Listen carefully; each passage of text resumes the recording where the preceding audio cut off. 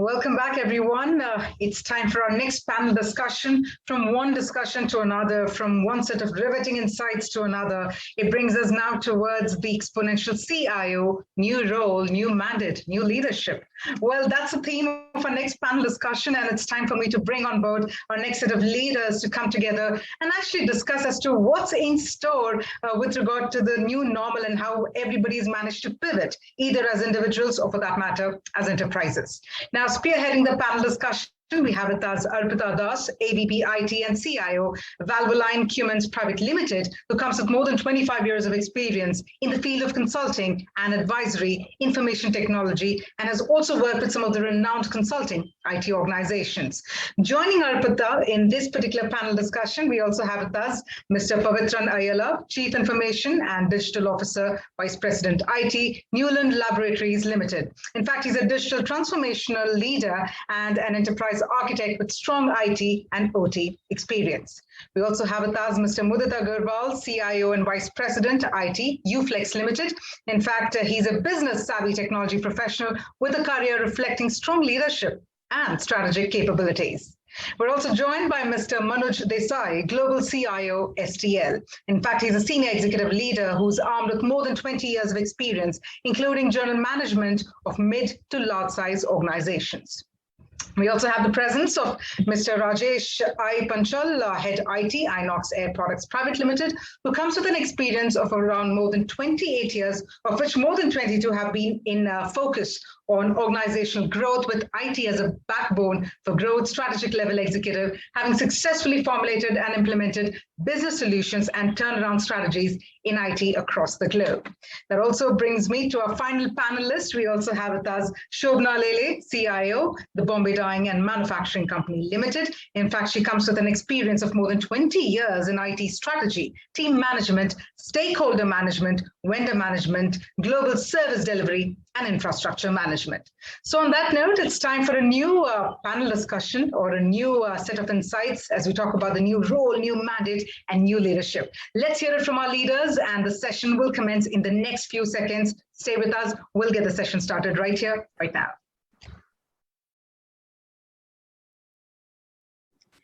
Good afternoon, everyone. I'm sure you have been going through from one session to another session, and ours is at the fag end of the day. But I mean, we were having this discussion just before this session. And one of the interesting things when we talk about exponential growth of CIOs, the thing that came to mind that, at least 20 years back, we were called the EDP department, and now we are called CIOs, CDOs, and whatnot.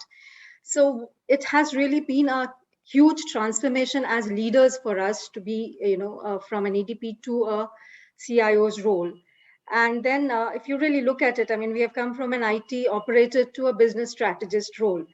And it has been the evolution of a CIO's job has been from technology expert to a business strategist, and have been more dramatic and exponential than any other C-level suite of executives that you see in other organizations. And I'm sure, I mean, as you heard, Mudit, Shobhana, Pavithran, and Manuj, they all come from various segments of manufacturing industry, and each of us, I'm sure, has a story to tell on how has been our journey from an EDP department to a business strategist in our respective organizations. So Shobhana, I would start with you because Bombay Dyeing is one of the very old and very traditional manufacturing companies. Hi, everyone. Really glad to be part of this panel, and it's a very interesting topic. And I'm sure it's a topic very close to the heart of all CIOs, because it's not just the technology that has transformed over the years, it's also we as people or as leaders who have transformed over the years. So yeah, I quite agree that almost say 20 years back, IT was looked at more like an EDP department or an MIS department. A lot of people used to call it, where the major function was to get the data processed and ensure that the month end happens at the end of maybe 10 or 15 days after the actual month end was over. I think our generation of IT leaders have seen the technology transformation. I remember one of the forwards that I've read some time back, which mentions that the kind of technology transformation that we have seen over the last 20 years has been really, really huge. So I think that has been one of the most challenging things that we have taken or we have seen through our careers. So yeah, right from the time of those days where we looked at those floppy disks and started collating data and ensuring that the finance teams are doing the month ends, to the situation where we are now, where we are talking of analytics and cloud and data on the go. It's been a huge transformation. But I think in this whole thing, what's really come out is the IT leaders have really functioned as the change agents, because every organization needs the motivation to change.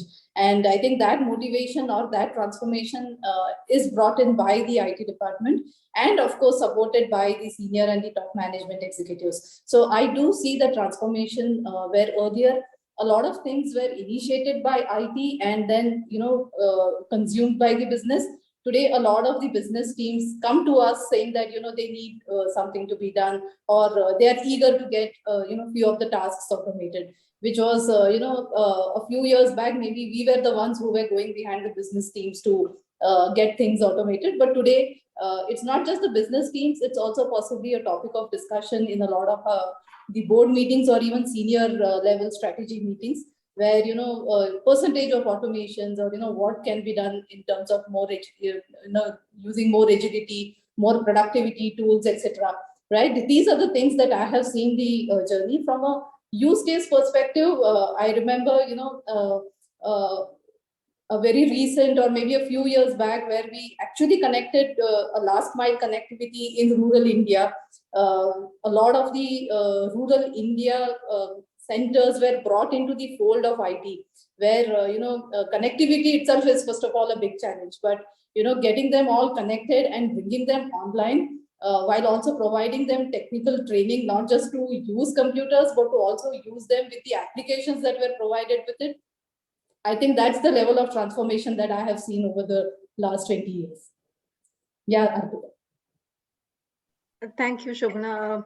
So Rajesh, I mean, we were talking about your journey from EDP to a business strategist. I think I would like to hear from you, because that day we could not finish the entire conversation. So I would really want to hear from you how it has changed and how you yourself have transformed from just being an EDP head to being a true business enabler. So Arpita, this is a mock, right? Oh, this is live. Yeah, we are live. Yes. Okay, so sorry for the delay. I was told it was 5 o'clock something. Okay, so good evening, friends. Rajesh Panchal here from INOX Air Product. So basically, traditionally, the EDP department used to, I remember the days where, the data was completely collected in various forms. So either it was in floppy or even hard form. And then somebody used to punch at a, decentralized location. Then again, a floppy and backup used to be generated. And everything was done between 1st of the month till 3rd or 4th of the month. So all locations across India used to collect the data at their each site. And then some small check is done at each location. And then those floppies used to physically get shipped, and they used to get consolidated at a central site. And from 5th to 7th, is the consolidation run. That was the EDP what, I used to work. And from 7th to 10th was the checking period. So there was central team who used to connect with the regional team and reconfirm that this is what is the consolidation. And once the regional team confirms, then between 10th and 12th is the final number of MIS. So those were the days where, the EDP department actually used to run as an electronic data processing department. So it was a Fox Pro, it was a COBOL and various heterogeneous applications, but everything was working. So yes, technology was helping in those days also, but then decisions were taken after 15th of the month. And from that to the journey, slowly the centralization, the system started, connectivity got established, VSATs came into the play. And then that run which was happening on 15th as an MIS came on 10th, then became 7th, then became 3rd. And I think so today we are on online era, everything is online. You punch an invoice, you get a e-way bill, you get a e-invoice, and there we are. This is the digital era, what we call today in our business. So this is the transformations from the business side, and IT throughout the journey have helped. So this was one small example of EDP to the IT, and the next level is the IoT, ML, and AL. Like where we see lot of things like today. COVID people have said COVID have taught us being digital. Like it was like majburi ka naam is like we have to use digital. But I think so no, everybody was very well prepared. If you see, everybody was using the dashboards, everybody was using the mobile devices of various applications. But yes, the organizations which were set back or have not taken that edge of technology, who felt like that it's okay, like if people work not on a Friday, Saturday, but on a Monday, like if they come, I think so those organizations have gone digital. So this is a real shift change. Like I see that the few organizations till late 2015s and even 17s were working like an EDP department. Those in 19 and 20 have shifted to completely digital. I think so that is a message, or a very big shift we can see. And at least 15 to 20% of the organization across globe, not only in India, but it is also across globe, which has shifted from the digital era. So the shift, what we need to see and concern is not only the solution part, but also from the security angle, because security also plays a very major role in the digital era. In olden days, security was not that very malware, ransomware, or antivirus were not that scary because things were happening at an silo. But the moment things have centralized, consolidated, availability anywhere on your mobile device, on your laptops, at your home, or wherever in the world you are, the office is where you are. So that have created the risk. But yes, there are security products. So in the digital era, security also become a big forte. So it's not only the technology, the connectivity, but also the security era. So this shift from EDP to IT, and IT with various arms, like you cannot do anything without connectivity. Today, if a network says same network doesn't work, or an edge doesn't work, or a 4G doesn't work, I'm sure people are going to panic. They may skip their meals, lunch and dinners or breakfast, but if the network is not there, they may panic. So I think so this is the real digital era. The CIO is going to become the CXO and CDO. Few of them have already transformed to the journey. So they are the information hungry. So this is where we are head shifting in the current scenario. And schools, like today kids, like if you tell after 18 months to go to a school, that kid says I am very comfortable with my online classes. I don't know when last did they did the scribbling of 1 plus 1 was 2. I hardly recollect now. It is everything on iPads and everything on a laptop. Parents have educated. Even I remember the maids coming to our house have requested, if you have old devices, please give, because our kids are going to educate. And we have done a lot of, as an organization, as a community, as a society, we have done those things. So it is not at a level, but a down level also have gone through an online coaching. And also these generations which are going to even go to the school will go in that digital age only, and they will continue doing the digital age. So it is like not only at the corporate level, but also at an education level, that makes it is going to make a very drastic change. So that's from my side, Arpita. True. So in fact, that tells me, when you talk about Wi-Fi or network not being there, there was a forward on WhatsApp a couple of days back when a couple walks into a Airbnb, and the first thing they noticed that there's no Wi-Fi, and they said, let's change the Airbnb. So that's what I mean. Network and connectivity has made the world very small for us. So Mudit, Manuj, Pavithran, is your journey been any very different from an EDP organization to a business enablement organization? Has it been very different, or is it just been the same, that from this to this, or it was just an exponential growth for you as well? Hi, good evening, everyone. This is Mudit Agarwal. I'm representing Uflex Limited. We are a flexible packaging organization, and glad to be a part of this particular forum. And it was very, very interesting to hear Shobhana and Rajesh talk about their journey. I think the journey has been pretty much the same, with some shades of difference, which I think, I'd like to just talk about. Well, yes, when we all started about 20, 25 years back, it used to be, whatever EDP or IT maybe in some places, or MIS, Information Systems Department, whatever. But I do remember, the first ones being, just the payroll processing and, huge machines just for doing payroll processing. And if you could do a payroll processing, you would be really happy. Yes, we've done some big thing as far as, automation, so-called automation at that point was concerned. But having done that, there always was a parallel system which was running. I don't know how many of you had that experience, but so on the one side, you had the automated or the computerized system, and then there were people who were continuing to do whatever their manual job was with their calculators. And just to, keep reconciling whether actually what has been calculated or computed through the computer is actually correct or not. And so they had that kind of trust in their own ways of working. I think, it was a fundamental level of, do you really trust the machine that yes, it can give you the output that you really want. And yes, of course, we've seen that journey. We've seen, how things have changed from, the trust that has built come in. And interestingly enough, for us, at least from my experience, I can say right now, in our organization, we have one of the businesses where we manufacture machinery, the packaging machinery. And talking about IoT, so one journey was that, you say, okay, fine, I'm into the digital era, I'll use IoT in my machinery. Now we, I'm really, very, very proud to say that, I introduced the concept of IoT to the business CEO there and said, okay, why don't we start introducing IoT as far as our offerings are concerned, our machines are concerned, and he was like, yeah, why don't we do that? I don't know why we didn't think about it, because that's where the world is moving. So this is where, Arpita, to your point and to Rajesh's point, this is where the transformation has happened. At one end, we were doing just payroll processing maybe 20, 25 years back. And today we are actually, advising the business head or the CEO saying, why don't you have this as your offering? So yes, you have a seat at the board as well. You're sharing, rubbing shoulders with the CEO, giving him ideas, giving her ideas. You are actually contributing to the top line or the bottom line, whichever way you want to look at it.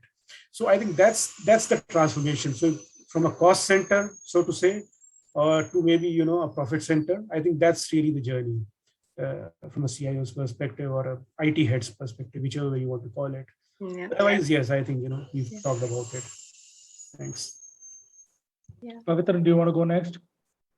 Yes. Hi, good evening, everyone. I'm glad to be part of this forum. Unlike many CIOs and IT heads, I started as a software developer. Initial 10 years of my life, I spent as a programmer or a program manager. So from a program manager, I transitioned into a head of IT role, where I had no clue about the data centers, the switches, network. So it was really a great experience for me. Many users used to walk into my cabin to escalate that, their laptops are not working. So I had no clue what to do. I don't even, ever touched the laptop. I don't even know how to check it. So that was a really challenging. And, yes, month ends are really, at some point of time, I still remember we had to, since we had challenges with our ERP, we had to, cut the invoices manually because all the containers were waiting outside, blocking the entire industrial area because they could not leave and we could not print the invoices from our systems. So always, month end, the finance closure is always challenging. And, some of the sites, remote sites, especially in the manufacturing, we used to run with RFIDs. Even, when, a bunch of monkeys goes and, disturbs that RFID antennas, we used to have challenges. We don't know what to do. Almost 2 weeks, one of my, plant was, totally, offline because, we don't know what to do, how to deal with the monkeys because we were just relying on the antennas, RFID antennas. So we have, number of different experiences. Now, as Mudit mentioned, from cost center leaders or cost centers to profit centers, we started now engaging more actively with the business partners. We are even supporting them to disrupt their business models. When it comes to some of the services industries, we added more digital services like how do we use drones to provide more digital services to our customers. How we can use robotics to automate some of the manufacturing plants. So we have really become the partners for this business leaders and played a critical role in the transformation of the companies where we are associated. And I'm sure in the coming days and the years, digital the CIOs will play a very critical role, like like any COO or any role which is across the departments, playing a critical role in enabling the businesses. And I'm sure CIOs will play an important role. Yeah, that's briefly about my experience. Sure. This is Manuj Desai. Well, good summary, what everybody's done. So I'm not going to go the same journey, if you will, or go back in time. But I think each one of us do remember the time practically when we all kind of got started in whatever departments. I've been a little fortunate to have or been in the US for a very long time. I just moved back about 10 years ago, but before that I was in the US, practically handling something similar, more like what kind of Pavithran indicated on the software development side. But as far as kind of the journey is concerned, I think one of the pieces, and fast forward now, the journey is we are the change agents. This group of individuals are considered the change agents. The key reason being is we just not bringing a change in the technology. It's also a change in the culture. There is a lot around kind of UI UX that we end up dealing with. There is a lot around till some extent when you bring in new technology. Let's assume the IoTs of the world, what kind of Pavithran and or Mudit was talking about. There is a change in mentality, a change in psychology that you have to deal with. Because the way the information is now flowing, I think Rajesh and Shobhana also touched upon it a bit. To the point which Pavithran said, Chief Operating Officer, well, there are tons of different articles which are kind of available in there, which talks about, along with the CIO just being a change agent, there is a flavor of HR that comes into the particular role, because we are changing the culture of how things are being operated in the system. We are also changing the operations part of it. We are changing the execution side of it, because obviously a lot of it is getting digitized, right? So if I go every function of the change that we have, or the C-level executive suite we have, there is some or the other correlation that you would end up relating back with this particular role. When you look at a finance dashboard based on which your CEO is taking calls, basically you become a finance change agent, right? So this role is kind of now getting morphed into being a typical change agent, as far as and people use obviously all the terms transformation. But that's what this the CIO role now has become. So I'm going to pause now, Arpita. Back to you. Thank you everyone for this wonderful insight on your journey, as well as the journey of each one of us. Though I do come from a different industry, I've spent 20 years on the other side of the table, wherein I have dealt with CIOs. But I do see, and now since I'm on this side of the table, I see there is a whole lot of change in how CIOs have also transformed themselves. They are no longer just the overseers of IT, but they are more of they are the people who are working with their C-level peers, as all of you rightly said, to create digital business models, which is necessary for survival in today's world. And especially in the last 18 months have taught us that, whatever we were doing, and I'm sure companies who are traditional manufacturing companies, where people used to say that, unless people are there in the HO, nothing can happen, even if they're not required to be there in the HO to begin with. So, I mean, and I read in one of the articles, which was, written by Susan Adnams of Gartner, they said CIOs nowadays need to be business leaders, no longer be in the back end, taking care of the IT systems, ensuring that the data flows in and the data flows out properly. They also need to be business leaders as well. So what, according to you, what are the expectations from or the qualities of the CIOs of today's world, who can be true business leaders.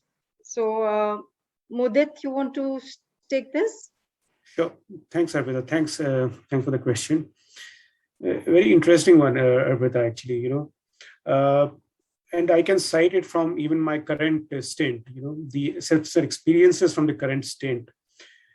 Every organization goes through what you call the annual planning and budgeting, etc., whatever name you want to give it, wherein you at the beginning of the year, you go and discuss with the business people, discuss with your CEOs or CXOs, and try to work out what is it that we really want to do in the next year, so to say, or the year after that, maybe do a long-term plan.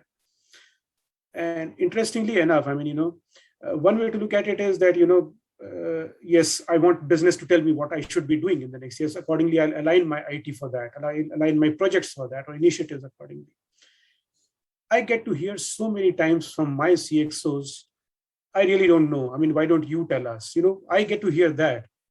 You tell us what, you understand our business, so you tell us. That's what I get to hear. What should we be doing? And that, I think, is a significant shift. If you were to really look at it, it's a significant shift. That is the expectation from a CIO now. Call him a CIO, CDO, whatever you want to call him. But the person who's, in the thick of technology, who understands technology and understands business really well, that is the expectation from that person. That, business or people are expecting, users are expecting you to guide them. What should we do? Yes, they know that there is technology available. And they may not be really that savvy with technology. So they say, okay, we don't understand technology that well, but we know that you understand it well. So please guide us. I think that's where the dialogue is shifting to. And I hear that so often in my organization now. Please guide us. Please tell us that this is what should we do. Whether we should automate this, we should bring in this technology, we should try out these things, and then we get into, kind of course, brainstorming, I would say. It's never then a one-way street. It's a brainstorming which happens. So maybe, I or my team suggests something that, which probably strikes a chord or doesn't strike a chord. And then, you start thinking and you start building on top of it. And then you eventually maybe, able to say, okay, fine, this is an initiative, this is a project that we want to do, which will add value. And the value is added only either in the top line or the bottom line, unless until it's more of a compliance or a statutory project. And so we are able to, then relate it to a real tangible business outcome. And that is what the expectation is at this point in time. If you ask me, yes, they know, yes, technology is there, something that you are expert at, you will be able to manage. If a light has to be on, the light will be on. So you're no longer, given credit if the applications are up and running, maybe 5 nines, 6 nines, whatever, that's a job, that's a given. What more? So I think that is the expectation, and business is looking forward to those directions from IT people, from CIOs now. Please tell us what we can do. They're willing to invest. Investment is not a problem.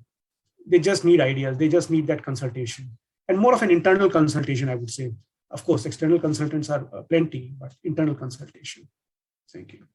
Yeah, I think most of the organizations are kind of looking at, because of the fact that we have spent time with the business, we understand a little bit of the business. I won't say we understand all of it. And because we understand the technology, and given the plethora of technologies that are available in the market today, that is where I guess what you're trying to say, they look at us to tell them what is the right technology to solve the business problem. I think that's what they're looking at most of the time from us. Yeah, you're right. You're right, Arpita. Absolutely. Bang on. Yeah. Pavithran, any difference or you feel that there are other qualities that they are looking at us for and which we need to also inculcate as a part of our self-growth? Yeah, just to add to what Mudit rightly said,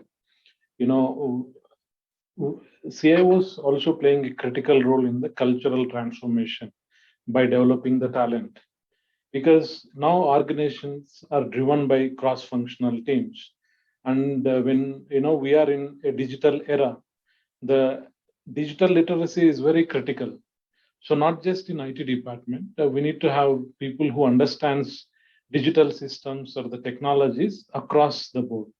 So it is very important for CIO to develop the talent in the organization and develop the succession plan. and also, enable them to, disrupt the business models they are into today by innovating and, optimizing the way they are doing the things today. So, I think this, apart from, driving the business outcomes, I think this, influencing the culture of the organization and developing the talent across, earlier, IT, heads or CIOs were not very much interested in shadow ITs, right? Now every department wanted to have their own analytics person. So we should, see how we can align with these shadow IT teams and, create a bigger impact across the organization. We should not see that as a threat. Rather, we should enable them, because those analytics guys in that respective departments understand the business, understands their data. So we need to create a platform for those people to be successful and excel in their roles.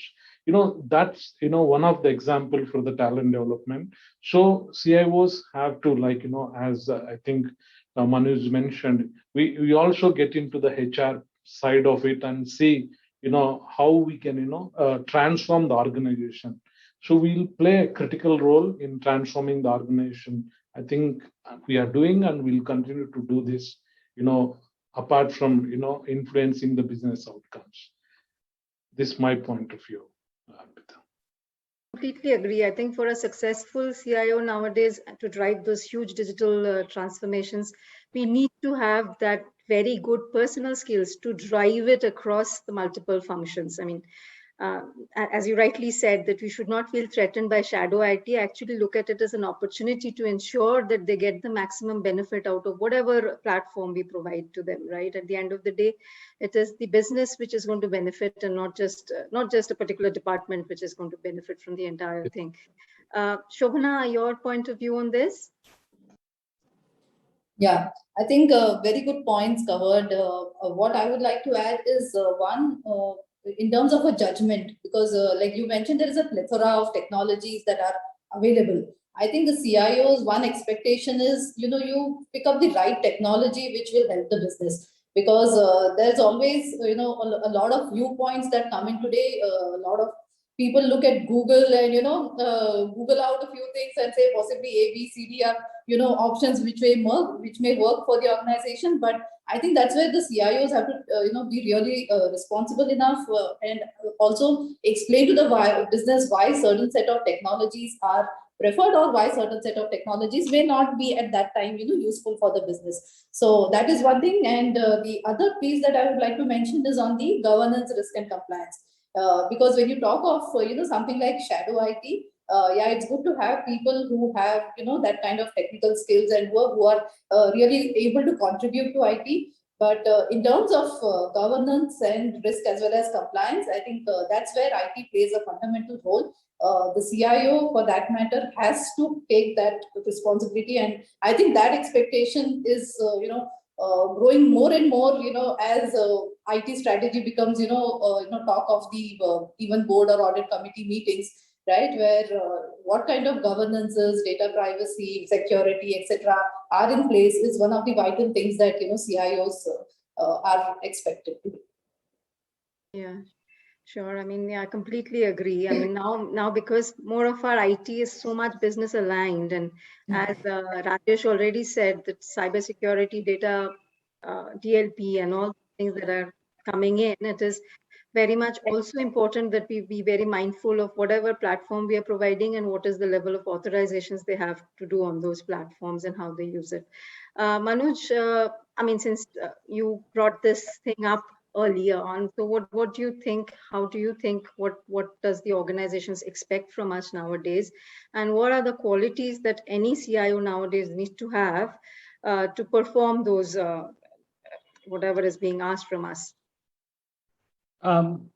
Sure. So I think I did touch upon the quality side of it earlier. I think we need to be more and more on the psychology side, and on a lighter note. The reason I call it out is, see, technology, to the point that Shobhana also mentioned, right? Technology, we get it. Just one piece I wanted to add to Shobhana's point is architecture also happens to be very important. because the way you have your landscape and what can and what doesn't fit into your landscape, that kind of becomes a little bit important. So I think that control till some extent also needs to be there. But then along with that, with new tools / technologies, or the way people operate these days with COVID, everybody came to realization that, wait a minute, everything can work even if you are sitting at your house, right? So there is something called quote unquote a digital twin that fortunately we were able to enable a little before the COVID struck. So that was good. But people were able to look at how the manufacturing is happening, or what's happening at the plant, remotely logging in, stuff like that. So things were working, right? And that's one of the reasons I kind of emphasize on the fact is A, being a change agent, B, more on the influencing side. And when I say influencing, it's influencing not just your CEOs of the world. It's also influencing your CFOs, influencing your CHROs, if you will. And if you work with a company that does have multiple different divisions, then you obviously have your division CEOs as well. So it's more around becoming a partner in their growth. And the reason I want to emphasize on the word being partner is the mundane issues and or the mundane scenarios of how the business is going to operate and or run. I would love for our teams to kind of handle that piece of the puzzle. The point being is, I would just want our business CEOs and or our group CEO, if you will, I would love for them to focus on growth of the business. Don't turn around and try taking a look at, wait a minute, what is my information, or where is my information, or how is that coming up. Everything is going to be right at your at the way I love to call it as a click of a button. But everything's going to be available, as and when you need it. I guess the point where you need to be focusing is externally. Now, just one small comment, and I'll let somebody else chime in. With the type of the work that we are in right now, there is a lot of business interactions that we do get into. We are no longer in a vendor scenario, if you will. With a lot of the businesses that we end up working with, it's a relationship of a partner, right? So there is a partner system that, and these are external partners that you work with, right? At times, we take help from them, and at sometimes, they end up taking help from whatever products we are manufacturing. Right, so there is a huge partner system that is where people are moving to, and CIOs are influencing that particular relationship, because we know we are there in the system. We understand how things are flowing and all that. That again goes back to being a change agent and or influencing your business and the growth of the business. I'm going to pause. Absolutely. I mean, now, as you rightly said, influencing in my organization, we were also influencing our extended channel to start using the systems that we have provided, or we gave them the feeling of the fact that they were co-creators along with us. So it was like we were talking the business language, my team was talking the business language, and the business was also talking the business language. So it was like a seamless thing, which I think we also need to change and start appreciating the fact that, okay, we understand technology. What is it that we don't understand? And be, kind of a change agent there and take it up. Rajesh, what is your point of view? Because yours is something which would be a little different from ours, I'm sure. So I think so. Mudit, Pavithran, Shobhana, and Manuj did edit majority of the point. So I will put some context in the area where meetings which are happening now. Management feels like meetings should have an IT representation. I think so. This shift which has happened because of the experience, say you have a guy in your organization who has worked for 15, 20 years. So it's a business guy and IT guy. So they have aligned them together. And if a new team member is added, so that external experience is also added. So now what business have decided is like, can we get this experience with IT aligned? So I think so. This is one major point shift which I've been observing in the organization which I work. Second is like, it is just not the shadow IT. The thought process have gone much beyond. It is shadow business. So I will give a live example. Like no doubt you all know last 18 months COVID INOX have been supplying oxygen to lifeline to the country. So for us operating plant like 24/7 by 365 and 366 day, then it has to be that 366 day, and it has to be on. And we have like control rooms, the DCS, the PLCs, and everything's are one guy controlling one plant, and we have around 47 plants across. So it was becoming difficult if somebody fell sick or gets an COVID. Who is the guy in that shift to do? So some guy has to do 12 hours of job, 18 hours of job, like, and there is no choice. So this was the time where IT came into the forte. So we created a secured network, completely isolated from the regular network, not on internet, purely within the network, but on our MPLS line. And through the firewalls, like, the remote site. So if there is an impact to any of the plant, a resource is not available, remotely the control and the command center was shared seamlessly. And this paid back to a business in a very big way. We used to talk about our SAPs, our ERPs, our business critical application with the BCP, DR and remote monitoring management with cloud computing and all. But this remote management and operation of plant, it was just monitoring it. But when there is a crisis, also operation. So this gave a big payback.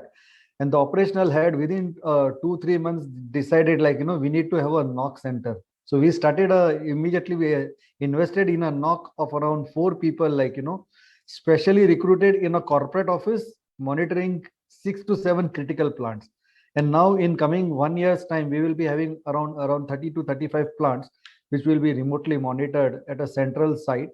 Definitely the plant team will be operating, but this will be something, shadow business is what I would like to say, with completely full head on, with no downtime to the business. And IT is completely facilitating complete secured access with, complete log monitoring, and everything is, very closely monitored and held. So this is where, the IT and business are aligning and putting value to the business. And there are many such examples, but I would like to quote this one at the current juncture. That's really interesting. I mean, setting up on the business, operation team saying that set up a NOC, which is something really very interesting. So I guess we as leaders, as IT leaders, have kind of gone through the journey, transformed ourselves, become more business partners and change agents in our respective things. What do you think? And I guess the last 18 months, thanks to COVID, I mean, everybody says COVID has created problems. Yes, it has, but it has also given us an opportunity, an immense opportunity to transform ourselves. And also, I think the way business has looked at IT has changed completely, almost like I would say multiple folds in the last 18 months, wherein they actually saw where IT was providing them the values. And I know some very, very traditional manufacturing companies who were not even equipped to have these, online meetings and all, and they have kind of transformed themselves, adopted themselves, and done things. I mean, so what do you think? What is next for us as leaders, us as CIOs? What is it that we should look forward to or groom ourselves in to take this role to the next level? So I take it up, Arpita? Yeah, please. So the next level, I think so. Industry peers do start talking about like, the CIO, CDO, CXO to the CEO role. I definitely see that as a journey, but not necessary always. It is not necessary always. In fact, how IT can help business to grow. What are the new opportunities? Like again, there are examples. There were grocery shops where, the deliveries were done at home. But the availability was not known. It was everything was on phone. But a small WhatsApp or a status update on a WhatsApp. Believe me, there was a mechanism where there were 3 shopkeepers who were opening on alternate days during this COVID period, but nobody was knowing who was having what. So whenever somebody used to call, and that guy used to say, "Ye mere paas nahi hai, ye mere paas nahi hai." So end of the day, the opportunity loss. So what we as an IT, as a community, we said, why don't you update the status? What item is coming when? And there is a group of 250 users in the society who will come to know. So this was a small mechanism where IT is still there, but giving business those ideas, how can you grow? How can you scale up? And connecting to the customer. End of the day, every solutions connects to the customer. This was a small example from the society point of view. Coming to the business, now we as an IT leader should know what are our customer challenge. And when I say the customer challenge, it is more the internal one. Because if you service your employees who are your internal customer, you will definitely address your external customer from where the revenue is generated. So you have to become a bridge. You have to map those gaps, those step points.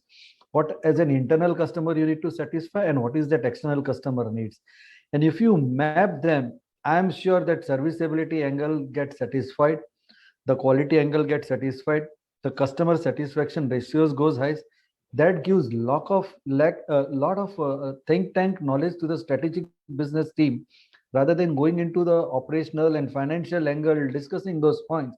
They've got new thought process, the time on which they can explore the business, where IT again can be an helping hand.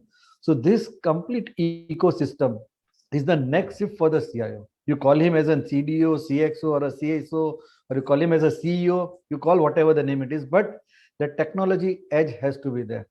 So, this is something which I would like to put as a thought on the table, like, the IT, the CIOs have to be the business leaders, definitely shake hand, join hand with the CFO or with the CEO or with the CEO or with the CXOs. But yes, this is where the, next leap has to happen completely. I agree with you. I mean, going forward, CIOs have to provide the business value to business. I think it is no longer an IT value. There are a lot of technology available. It is what business value, I guess, we are bringing to the table as leaders of a particular function. Mudit, your views on this? Yeah, interesting thought from, Rajesh. I think, he always brings in slightly a lateral perspective, kudos to you, Rajesh. Okay, so Arpita, Thanks, the way Mudit. I look at it, going forward, we have done what we've done so far. And of course, I think, we'll have to continue to do that as well anyway. You can't leave what you've been doing, and, so you'll have to continue to do that anyway. And maybe a little better than what we have done, or the way we have done. I think one of the things that we definitely would have to do much better, if we've not done it already, is have the foresight, maybe even preempt. And when I say preempt, it's like, be able to see what business is actually thinking of and maybe ahead of them, or what it is likely to be ahead of, what the business thinks, preempt those business problems, preempt those business challenges, already have certain, solutions in your kitty, some alternatives in your kitty, and maybe then approach the business. So to give you an example, it's like saying that, again, I just kind of go back to my current stint. Despite COVID, despite, the pandemic, we have expanded, we have set up new plants. Within India, we are setting up, and even outside of India, we've set up some plants. Now, one way to look at it is that, yes, there is a physical manufacturing facility which is coming up. Now, of course, IT will be required. What do you do? So we have to preempt. I know that, yes, I just hear that, yes, there's a plant being commissioned. So how will I actually cater for the infrastructure? How will I cater for the application? Mundane things, the basic stuff, but I should be able to preempt that.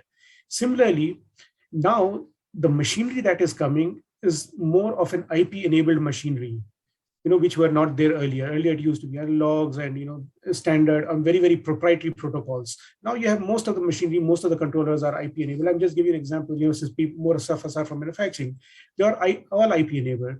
So even before the business actually starts coming to you and says, okay, now I have this machinery, I have this plant. Can I start pulling in all of this data directly into my application? I should be able to anticipate that. I should be able to preempt all of that. And even before anyone comes up and says, can I do this kind of analytics on it? I should be ready with this. If not a solution, at least the blueprint. I think that is something what we should be ready for in the future. We should be able to preempt, we should be able to have that foresight, and then be able to approach the business. That's how I would put it. Thank you so much. Thank you, Mudit. I think what I hear is that we should be the ones helping our organizations to be the disruptors in their particular industry segment. If it's that something which is correct, what do you think, Manuj? Is that what is going to be our role in the future? Yeah, so since we are talking about the future, I just want to step back and obviously open to all the panel members to kind of discuss about it. But just think about it, right? With all the infrastructure that you just talked about, or all the applications that you just talked about, all the architecture that we just talked about, all of the setup that we've done so far, right? What are we trying to achieve out of it? Basically, as leaders within the organization, we want to have all of that information readily available to be processed, if you will, in whatever shape, form, or format, whosoever needs it, right? That kind of happens to be one side of the world. I love to call that stage as descriptive, right? And this is kind of the place, since we are talking about where we are heading, wanted to highlight that descriptive is kind of where a lot of us are in their particular journey, right? Making the applications talk to each other, or making the connections available, making sure the architecture is appropriate, having a couple of machine learning models running here and there, if you will, right? But the journey happens to be more on the descriptive side of getting that information available to the businesses, so that the business can kind of get into try to make some decisions. Where I see ourselves moving towards is from the descriptive journey, it's just not the prediction or the eventually I'm talking about the prescriptive journey. Absolutely. Right, of making sure the way we get engaged is helping the business understand, wait a minute, here is where we should be going, and then helping making business strategy decisions, right? The point being is, if this is where our growth is, how do we enable our businesses to kind of grow the 2x's, 5x's, 10x's that kind of people talk about, and that also could involve strategic investments, or could involve mergers and acquisitions as well. So prescriptive is where this particular group eventually needs to be headed towards.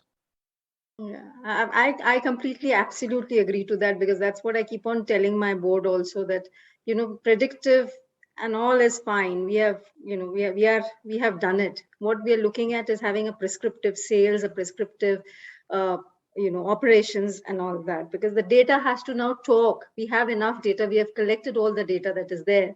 Now that data needs to talk to business for them to perform better. So I think, you have absolutely hit the nail on the head.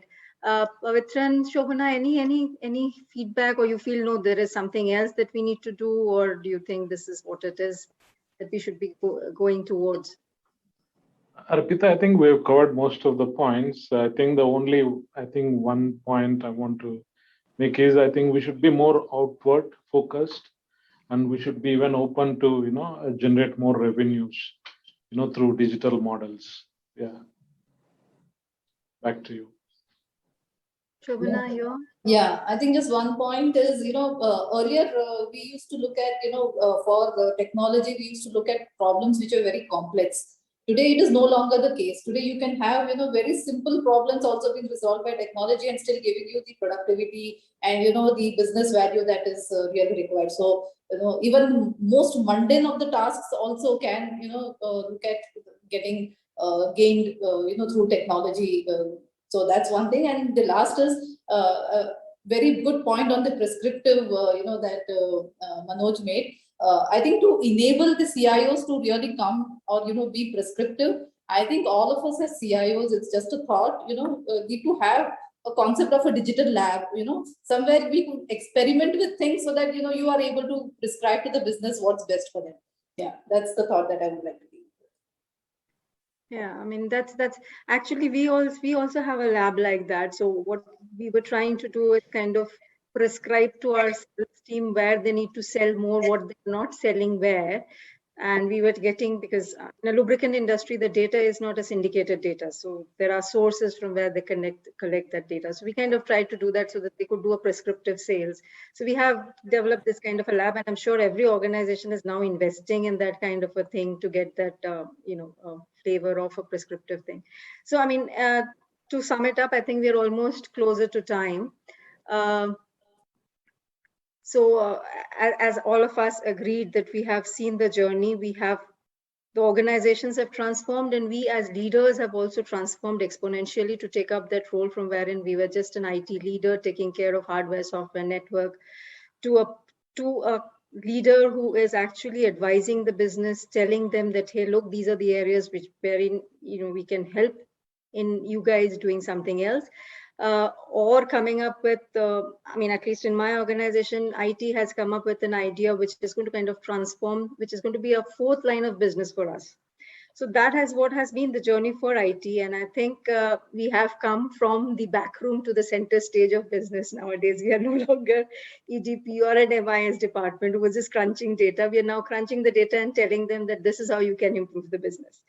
So thank you. Thanks all of you. I mean, if there are any questions from the audience, we can take it up, or Kavya? Hi, Arpita. There are no questions. They've already been covered in your discussion. Thank you. Thank you. Thank you, everyone. Have a nice evening. Bye. Thank you, everyone. Thank you. everyone. Thank you.